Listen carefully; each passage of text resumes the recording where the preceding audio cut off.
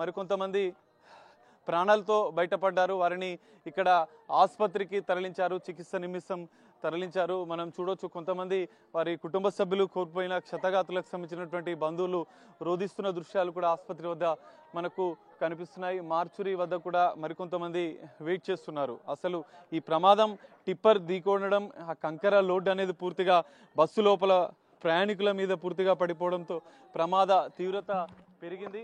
ఇక్కడ కుటుంబ సభ్యులు కూడా ఇక్కడికి ఉన్నారు. ఒకసారి మనం వాళ్ళతో కూడా మాట్లాడించే ప్రయత్నం చేద్దాం. ఒకసారి అంటే ఏం జరిగింది ఏంటనే విషయం మనం తెలుసుకుందాం. అన్న మీరు ఎక్కడి నుంచి అన్న? శ్రీరామ్ నగర్ తాండ వికారాబాద్ విలేజ్ ఉంటుంది. అక్కడ నుంచి అక్కడ ఏదో మొయినాబాద్ దగ్గర హాస్పిటల్ చేస్తారు. కాలేజ్లో హాస్టల్ అందులో పనిచేస్తే మార్నింగ్ వచ్చిందన్న.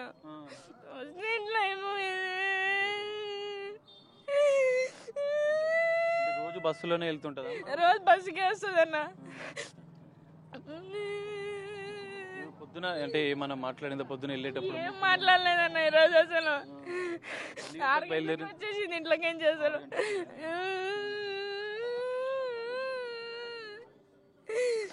పొద్దున వెళ్ళేటప్పుడు ఏమన్నా చెప్పిందా మీతో? అసలు ఏంది ఎట్లా జరిగింది అనేది నాకేం తెలుసు ఎట్లా జరిగింది అనేది.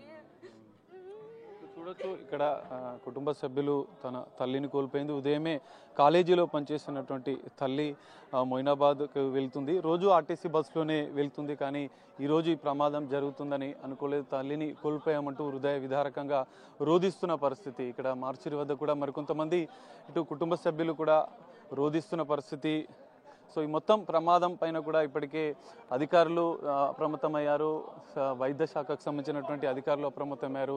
సహాయక చర్యలు చేపట్టేందుకైతే సిద్ధమైన పరిస్థితి. ఆసుపత్రి వద్ద అత్యంత హృదయ విదారక దృశ్యాలు మనకు కనిపిస్తున్నాయి. ఉదయం తెల్లారగానే వారంతా కూడా పనులకు, ఇటు విద్యార్థులు చదువు కోసం, మిగతా ఉద్యోగులు ప్రైవేటు సంస్థల్లో పనిచేసే ఉద్యోగులు కూడా ఉదయం తెల్లారగానే రెడీ అక్కడి నుంచి వెళ్తూ ఆర్టీసీ బస్సులలో వెళ్తుంటారు. సో ఈ నేపథ్యంలోనే ఆర్టీసీ బస్సులో ఇంత దారుణమైన ప్రమాదం జరగడం పట్ల కొంతమంది అత్యంత బాధను వ్యక్తం చేస్తున్న పరిస్థితి కనిపిస్తుంది.